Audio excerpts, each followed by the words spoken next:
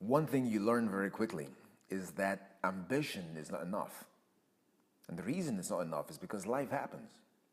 Things fall apart, disappointment mounts, enthusiasm fades, and we become different people. So you say, okay, but there has to be a way to keep score, a way to measure the unfolding of my ambitions. And there is. We call it progress. How much progress have you made? You were talking about it 3 years ago. You were enthusiastic and passionate about it. How much progress have you made? Where are you today with it? Can you tell me something new about it? How much progress have you made? You started school 3 years ago. How close are you to graduating? You started dream chasing 5 years ago. How close are you to turning that hobby into a business?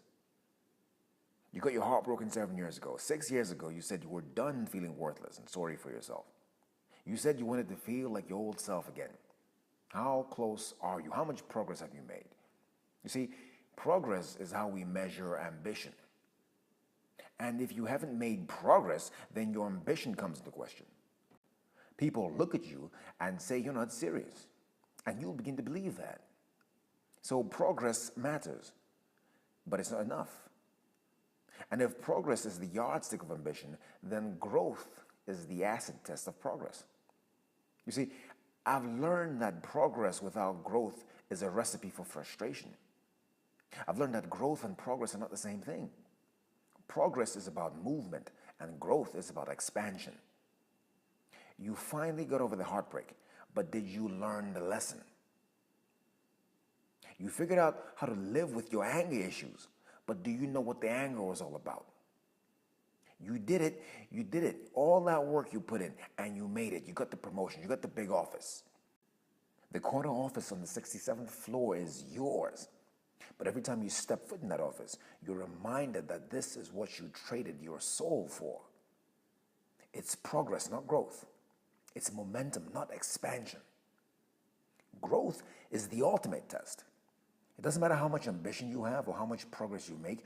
Growth is the only way to determine what sort of impact and what kind of meaning your life is producing. It's the only way to measure the quality of your experience on this trip called life. And here's a little secret. You eventually find out that if you want progress, you've got to move.